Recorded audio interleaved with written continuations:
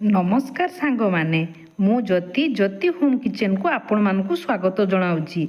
आज मु आउ गोटे नुआ रेसिपी आपण मानक पई नहीं आसीची ताहा हेउची गोटा कलरा पुर दिया भजा। आपण माने देखिबे एही परी गोटा कलरा आलू दिया पुर देई भजा करंतु। आपण मान जदी कल्ला खाउ नथिबे मागी मागी खाइबे थरे खाइले बारंबार खाइबा पई इच्छा हबो, जम्मा पिता लागिबो नाही। थरे घरे ट्राई करंतु ओ मो वीडियो को प्रथम रु शेष जाए देखंतु ओ मो चैनल को जदि सब्सक्राइब करना प्लीज सब्सक्राइब कर दे जातु। देखंतु मुझे किसी कलरा गोटा कलरा भजा प्रस्तुत करने किसी कलरा को नहीं तार दुई साइड काटी नेली। काटी सारा पर मु मझीरे एमती कट करदेवी। मुझे भाव में करुँची आपण मैंने देखु से भाव में कट करने। देखंतु एहीपरी भाव में मझीरे दुई फाड़ करदेवे। देखंतु मु देखि दउची आपण मानकु एही रेसिपी घरे निश्चय ट्राई करिवे। वो केमिति लागिला आपण मानकर मतामत मो सहित शेयर करिवे। जदि भलो लागि थाए मो चैनल को सब्सक्राइब करिवे, जदि सांग ओ परिवार सहित शेयर मध्य करिवे वो घरे निश्चय ट्राई करिवे।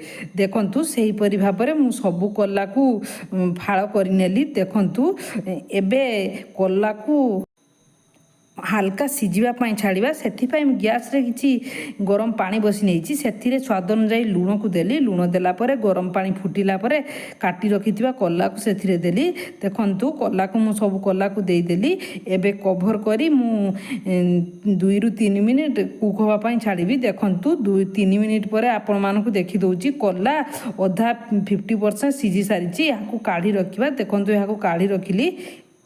यार स्टफिंग पाई मु गोटे मसला प्रस्तुत करी। से मु किछि तेल देली। तेल गरम होला पर गोटा जीरा को देली। वो देखंतु मु 2टी आलू को भलसे चकटी नहीं सिझिकी ताहाकु सेथिरे देली। देखंतु मु सेथिरे देली। वो एबे सेथिरे स्वाद अनुसार लुण वो आवश्यक मुताबिक हलदी गुंड किछि गरम मसला और किछि लंका गुंड से सब को दे भलसे गुड़े देली। देखंतु मु भलसे गुड़े देली। आपण मानकु एही रेसिपी करिवा पई बहुत इजी। वो देखिबे थरे ट्राई करिवे। आपण माने जदि कल्ला खाउ नथुबे मागी मागी खाइबे। देखिबे देखंतु एबे स्टफिंग प्रस्तुत होई सारिची। एबे एहाकू काढ़ी रखिबा।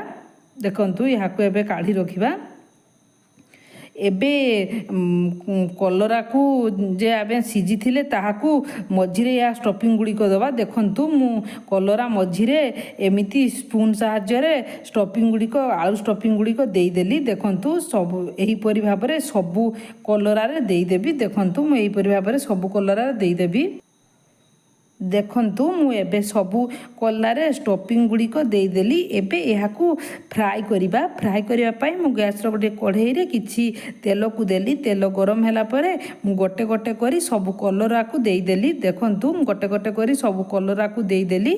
आपण मानकु एही रेसिपी घरे निश्चय ट्राई करिवे ओ मो सहित शेयर मध्य करिवे। ओ केमिति लागला कमेंट बॉक्स रे मतामत जणाइबे। भलो लागिथले मो चैनल को सब्सक्राइब जदि करनांती प्लीज सब्सक्राइब करनेबे। देखंतु गोटे पाख पर अन्य पट को लेउटे देबे। एबे एपट सेपट करी भलो से कल्ला को फ्राई करदेबे। आउ ढांकीबे नाही काहेकि ना कल्ला 50% सिझी सारिची। एपट सेपट करी लेउटे ताहाकू तेल रे फ्राई करनेबे। देखंतु कल्ला एबे फ्राई होई सारिची। एही रेसिपी आपण मान केमिति लागिला मतामत जणाइबे। ओ घरे ट्राई करिवे। ओ सांग ओ परिवार सहित शेयर मध्य करिवे। भलो लागितले मो चैनल को जदि सब्सक्राइब करनाती प्लीज सब्सक्राइब कर देबे। देखंतु एबे गोटा कलरा भजा प्रस्तुत होई सारिची। एही परे घरे निश्चय ट्राई करिवे। रखुची।